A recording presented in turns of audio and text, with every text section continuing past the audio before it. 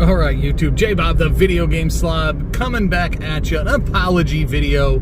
Sorry we haven't been uploading a lot. It's been summer, it's been crazy. Sales have been crazy, buys have been crazy. The whole of it's nuts. But the kids are back in the school, and so we got a little more free time. So we are going out, massive buy today, hoping for it to be about a $4,000 collection. We're nearing the pickup spot. Let's go, let's show you what we can put in the tank. Thousands of bucks on the line. Come back at you real soon. All right, YouTube, we are back in the house.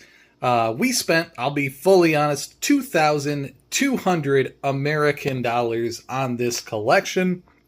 In this, the year of our Lord 2025.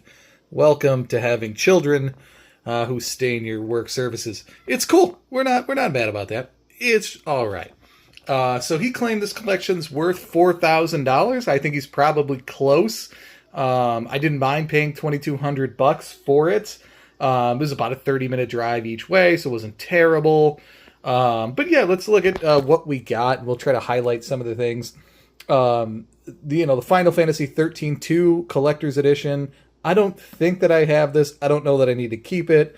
As you can see, it looks like it maybe has some smoke damage or age, or I don't know, it's a little patina, maybe let's call that. So not super grateful for that one. We might move that one on. But this was cool stuff, like the Star Ocean coming in the bigger box. I don't know if I have the slip cover. So some things, were nice like that. He threw in the Code Breaker for PS2 disc. I don't know if that's worth anything, but he's like, oh, I just had this. You can take that. So that was pretty cool of him. It might be this one. One of these games, yeah, had this extra, like, I don't know, cards or stickers or something in them.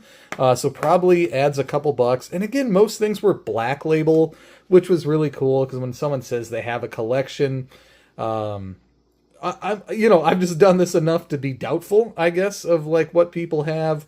In this stuff, Final Fantasies, I don't care too much for, if that was missing or didn't show up or whatever.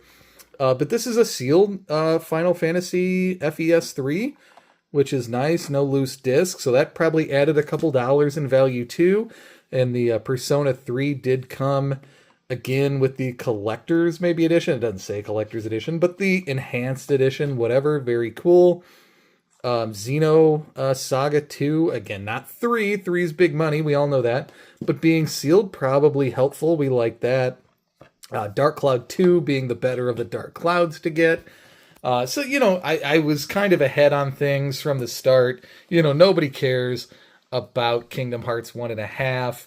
And again, like, I've been selling through a lot of my old copies of Twilight Princess. I bought like 25-ish copies of this game back when it was super cheap. There you go. Welcome to life with two kids. Things have been so crazy with summer and everything. But the kids are back at school, and yet you kick them outside. They're going to have a sleepover, and they still can't play outside for even a few minutes without running in. Chrono Trigger, which I think is like a $100 game anymore. I see that this one has the new sticker on it for $40, which is pretty funny.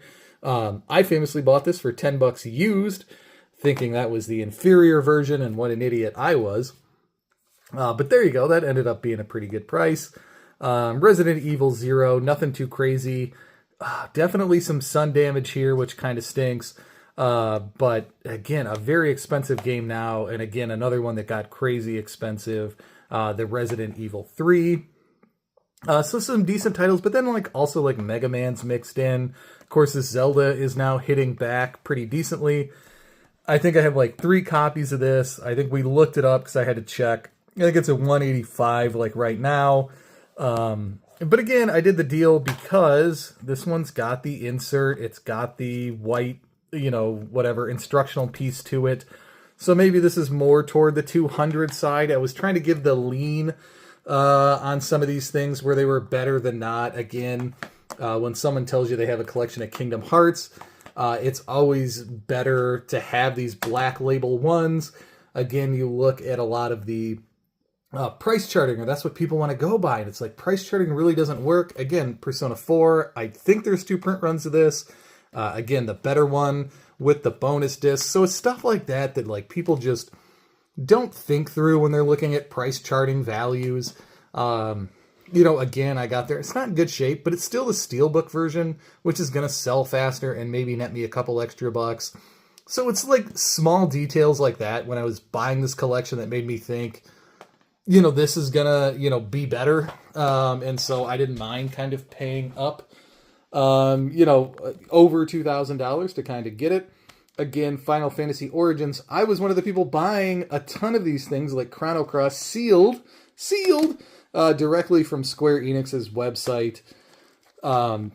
Back in the day, which is back in the day was like 10 years ago now, or what have you, when they had all these things sealed, and you could go buy them new. So it was like the green label ones to me just really don't have that much value. And so, always want to flip it over, look for that masterpiece, see if you have the misspelling variant. I don't know if it matters to most people. It seems to matter to some people. But if it gets you a premium in the marketplace, hey, it gets you a premium in the marketplace, so good for them. So not a ton of stuff in here that I may keep, but some really great titles, which is one that I just actually did add to my collection not that long ago, within the last year. Whoops, sorry there. And so, yeah, that kind of sucks. It always hurts to buy a collection and know you just paid like full retail for that kind of stuff. Saga Frontier, what's up with that game? Seems like it should be worth more perpetually. Seems sought after. People want to buy it. But yet the price never seems to go up. You don't seem to see it that often. There you go. Great label from GameStop or EB Games or whatever it was. $12 at one point for Threads of Fate. Still waiting on that time machine to go back and grab all that kind of stuff. Vagrant Story, a classic. And maybe we should go around here to the other side. Here are some of the games that, I just may sell last. I have all these games, but I don't know that I have them all. And these are all super complete.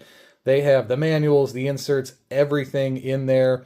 I did have to pay $6 in total to have them all in these nice boxes. So add that to the cost of the deal.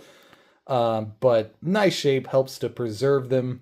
1999 Legend of Zelda, Link to the Past, Four Swords.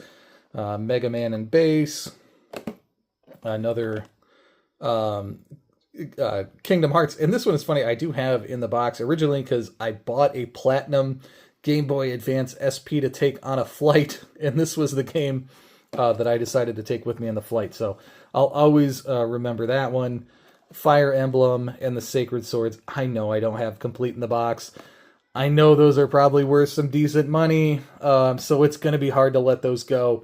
So we'll probably try to sell everything else, maybe sell the games in those, keep those boxes, complete the copies that I have, that kind of a thing. So I don't know. We got a lot of work to do. This is going to be very interesting stuff in terms of the antique mall. I promise we'll get you some updates on selling things from the antique store.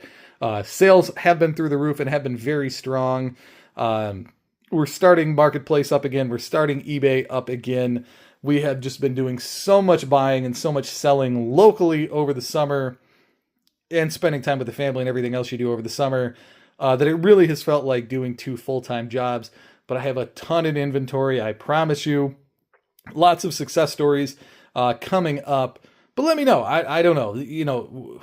Will we get to back to even, get to break even in 2 months? I'm not sure. Is this best to just go on eBay, pay the fees, pay the shipping?